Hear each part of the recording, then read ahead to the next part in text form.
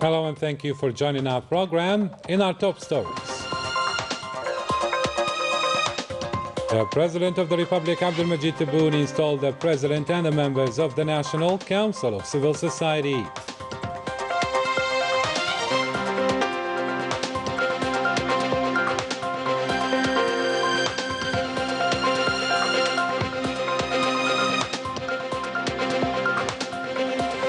The President of the Republic signed a presidential decree establishing the membership of the National Council for Human Rights and gave instructions to further implement such installations.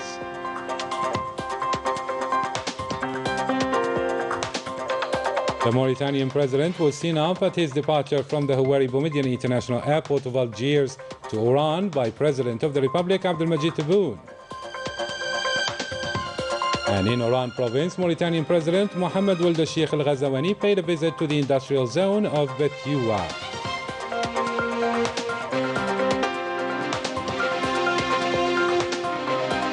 The President of the Republic decided the construction of a road linking Tindouf to the Mauritanian town of Zouaret.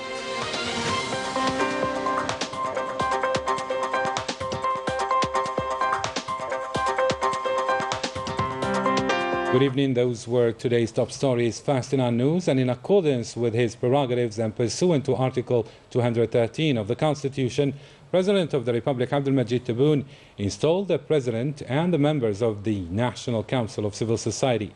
On the occasion, the President of the Republic instructed this body to participate in the promotion of citizenship as well as democracy and national values locally and nationally so as to concretize the commitments of the President of the Republic.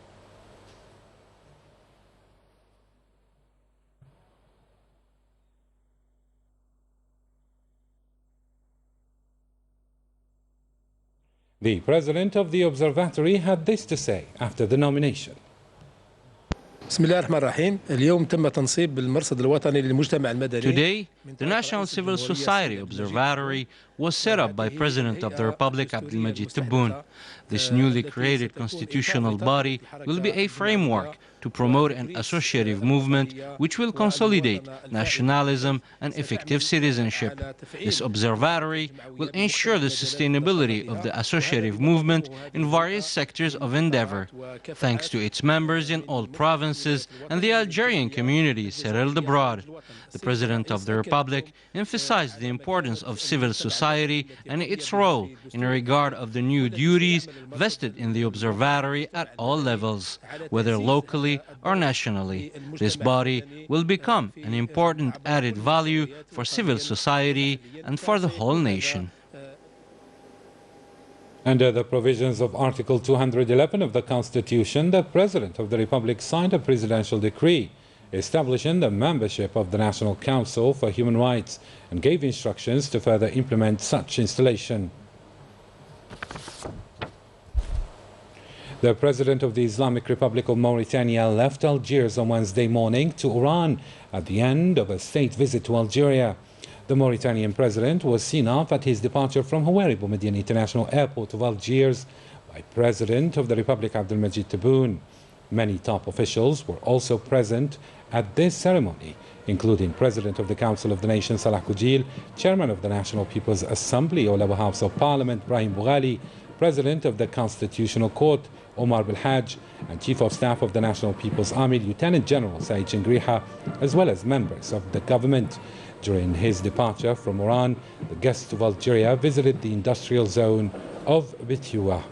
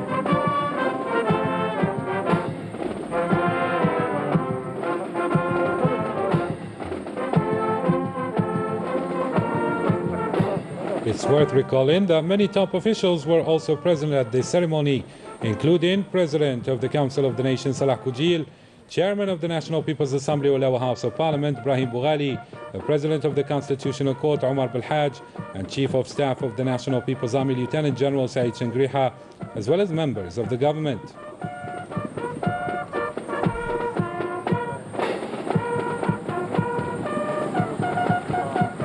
Mauritanian President Mohamed Ould Sheikh Al Ghazawani and his accompanying delegation paid a visit to the Great Mosque of Algiers and went through its different buildings.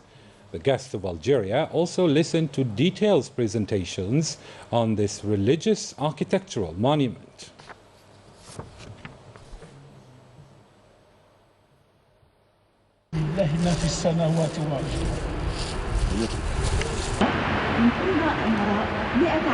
وجهها لنا نظرة جميلة على خليج الجزائر اللي فيه الناس.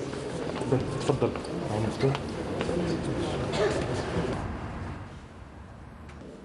اللي هي رقم قياسي ثم على ذكر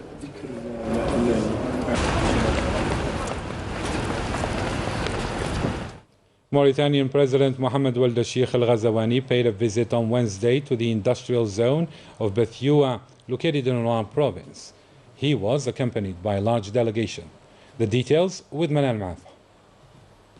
Indian President's visit to Algeria, and more precisely to the petrochemical industrial zone of Erziou, has proven the common will and vision of the two heads of state to strengthen economic cooperation and further consolidate bilateral relations existing between the two countries. Algeria has great potential in terms of energy resources. Currently, the Algerian national oil and gas company Sonatrach is producing 185 million tons of petroleum equivalent tons, including 42 million tons of crude oil, 132 billion cubic meters of natural gas, and 144,000 tons of petrochemical products. We are looking forward to 95 million tons of refined petroleum. The Mauritanian president's visit was also an opportunity to showcase Algeria's capabilities in the energy sector, with future prospects for ammonia and urea exports to Mauritania. مصنع يقدر ب 2.3 مليار دولار داخل حيز الخدمة سنة 2000. This factory has cost between 2 and 3 billion US dollars.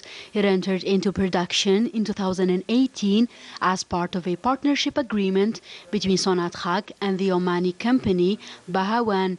90% of the factory's production is destined for export. Upon his arrival, the Mauritanian president was welcomed by Minister of Finance Ayman bin Abdurrahman, as well as members of his government. He inquired about the production capacity of this factory, which has reached 1.2 million tons of urea and 1.6 million tons of ammonia. الإطار الجزائري متحكم في هذا العمليات بنسبة كبيرة جدا الحمد لله، حتى يعني تقريبا أنه اللجوء إلى الخبرة الأجنبية أصبحت ضعيفة جدا. هذا من أهل سوناتراك يعني للولوج إلى أسواق أجنبية من أجل يعني توفير هكذا خدمات. احنا نشوف سوناتراك اليوم هي في موقع أنه تكون حتى مستثمر في الخارج بحكم الخبرة التي اكتسبتها في تسيير هذه المصانع. The Mauritanian president followed an exhaustive presentation on this factory, which benefited from an ambitious investment plan with an estimated forecast revenues of 600 million US dollars. The president of the Islamic Republic of Mauritania then left Algeria, concluding his 3-day state visit in Algeria. At his departure, he was seen off by Prime Minister, Minister of Finance, Ayman bin Abdurrahman.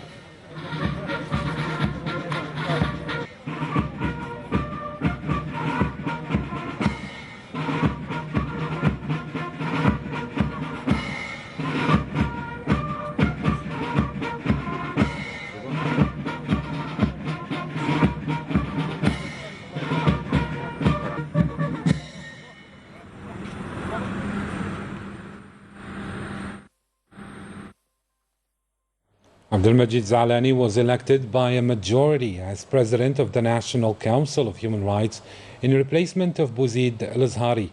The election took place at the end of the installation of the 38 members of the council, which was held in the presence of the Minister of Justice, Abdrashid Tabbi, the advisor to the President of the Republic in charge of legal and judicial affairs, Boualam Boualam, and the first President of the Supreme Court, Tahar Mimouni.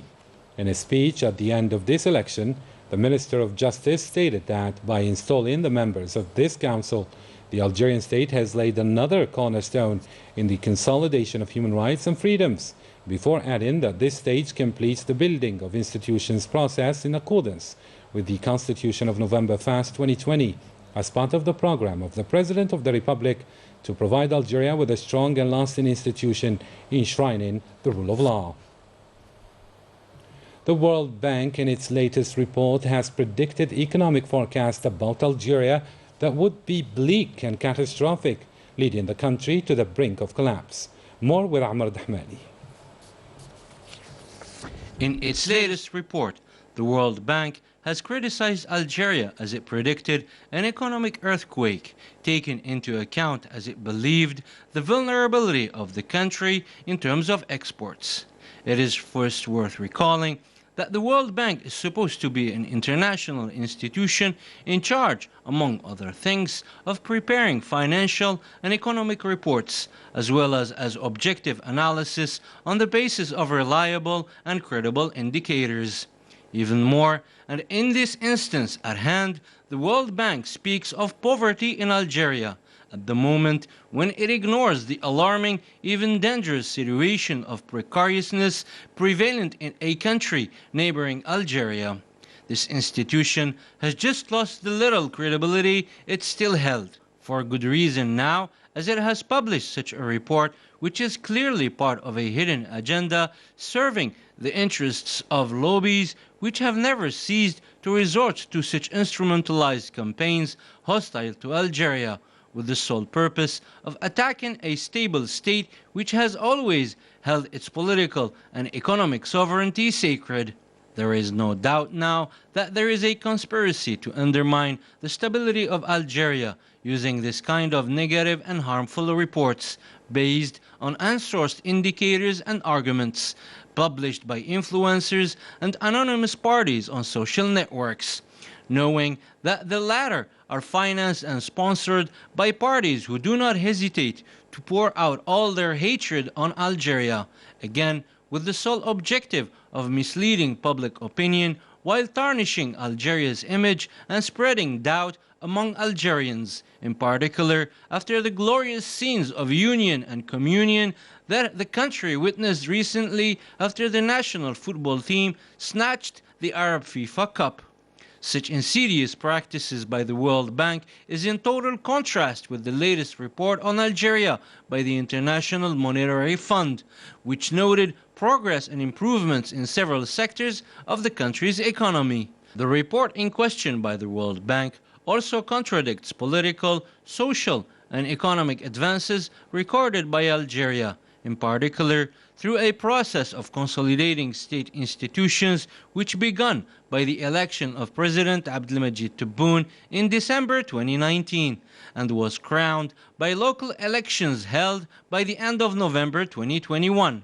An additional notable fact to pinpoint would be that the World Bank has omitted to mention challenges faced by Algeria in a delicate economic situation marked by the coronavirus pandemic, and better still, the fact that Algeria has managed to generate a surplus for the first time in its history of more than $1 billion in its trade balance, while remaining the only country in the African continent that is debt-free.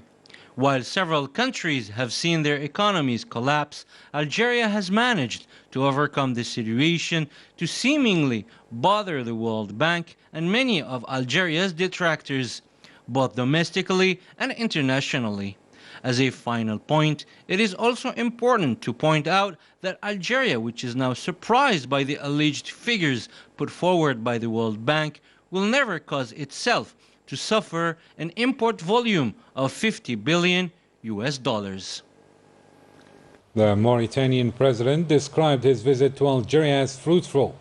Several cooperation accords were signed between the two countries, including for the construction of a road linking Tindouf province to the Mauritanian town of Zouirat, a project which, once completed, will step up and boost transnational cooperation and trade between the two countries. More with Manal Ammari. The construction project of a road linking Tindouf in Algeria to Zouirat in Mauritania, which will be over 775 kilometers, will enable Algeria for the first time since the independence to carry out a transport and public works large-scale project beyond its borders on an equal footing with Chinese or Turkish companies. About 10 Algerian companies are in charge for building this road, which is financed by Algeria, namely by the Cosider Group, the National Public Works Company, SNTP, the Earthworks and Roadworks Company, ETTR Wergla, and the Roads and Aerodrome Company, SERA Oran. Uniting Mauritania's and Algeria's economic, political and social visions will lead to the fulfillment of the challenges that the two countries are currently facing. The economic relations in Tindouf province recovered with the help of Mauritania due to the opening of the border crossing between the two countries and the important trade exchanges resulting from it. Once completed, this important road will be operated by Algeria under a 10-year concession, which will be automatically renewed upon the completion of the works. This road will open major international highways and will become an economic opening for the Algerian operators in the African market, passing through Mauritania, which in turn will strengthen economic cooperation between operators from the two countries. Algeria has been ranked by the United Nations World Food Programme the first in Africa in terms of food security. In its latest poverty map, recently published on its website, World Food Programme classified Algeria as a country with an undernourished population rate of less than 2.5% of the total population in the period of 2018-2020. It is the only country in Africa that does not exceed this threshold. Thus, Algeria listed in the same category as the majority of European countries, the United States, Canada, China, Russia, Brazil, and Australia, among others. Moving on now to another topic, which is COVID-19 updates. 382 new confirmed cases of coronavirus and 204 recoveries and 9 deaths were recorded in the last 24 hours, according to the Health Ministry. Moving on now to a different matter.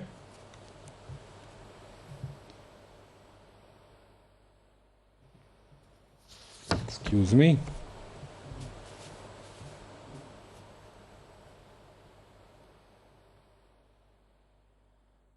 Detachments of the National People's Army carried out from the 22nd till the 28th of December several operations leading to results reflecting the high professionalism, vigilance and permanent availability of our armed forces throughout the national territory. Manal Ammari has the details. Within the framework of the fight against organized crime and the ongoing efforts aimed at thwarting the upsurge of drug trafficking in Algeria, joint detachments of the National People's Army in coordination with various law enforcement agencies in the 2nd and 3rd military regions arrested 11 drug traffickers and thwarted attempts to smuggle in quantities of treated Kiev via the borders with Morocco, amounting to 14 quintals and 56.5 kilograms of cannabis, while 8 other drug traffickers were arrested in possession of 53.5 kilograms of the same substance, in addition to 96,708 psychotropic tablets and pills, following several operations carried out throughout other military regions. Detachments of the National People's Army furthermore intercepted in Tamanrasset, Ain Gizam, Borj Baji Mukhtar, Janet and Tindouf 107 individuals and seized 1 Kalashnikov submachine gun, 1 ammunition magazine, 9 vehicles, 172 generators, 94 jackhammers, explosives and other equipment used in illicit gold mining operations, as well as 14.4 tons of a mixture of raw gold and gemstones, while 5 other individuals were arrested, and 2 handmade pistols, 18 hunting rifles, 237,660 tobacco packets, and 2 tons of foodstuffs intended for smuggling were seized in Adrar, El-Bouaqi, Batna, Biskra, Lagwat, El-Wed, Stif, and Tipaza. Moreover, the border guards thwarted attempts to smuggle quantities of fuel amounting to 62,984 liters into Bassa, El-Tarif, Suqahras, Tindouf, Tamanrasit, Ain Gizam, and Borj Baji Mukhtar. The Coast Guards also thwarted alongside our national coast's attempts at illegal immigration and proceeded to the rescue of 267 individuals on board of craft-built boats, while 93 illegal immigrants of different nationalities were arrested in El-Wed, Tindouf, Tlemcen, and Wergla. The occupied land and the Sahrawi community abroad Minister Mustafa Ali al-Bashir assured that the year 2022 will be a year of escalation on all the fronts, militarily, politically, diplomatically and legally, against the Moroccan occupation until independence. He added that the Sahrawi people is peaceful, but the war had been imposed on them after occupying Morocco breached the ceasefire deal in the Guerguerat buffer zone on the 13th of November and its assault against the Sahrawi people. At the security level, units of the Sahrawi Liberation Army carried out new attacks against the stronghold of the Moroccan occupying forces in the Mahbes and Usad, according to a communique by the Sahrawi Defense Ministry.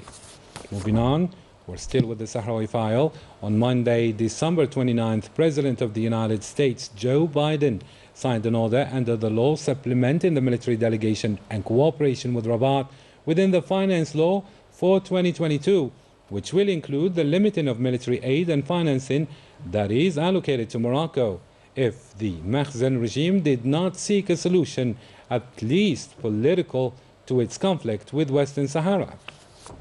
In Morocco still, the General Supervisor of the Founding Conference for African Dignity, Jamal Ben Zikri, called on the active Palestinian forces and the residents of Al-Quds al-Sharif to withdraw the presidency of Al-Quds Committee from the Makhzen regime and change its headquarters from Morocco because of the danger that this regime poses to the Palestinian cause in general and to all its sectaries after the normalization with the enemy of the Arab nation and the Islamic world. And with this, ladies and gentlemen, our news comes to our program. Good night.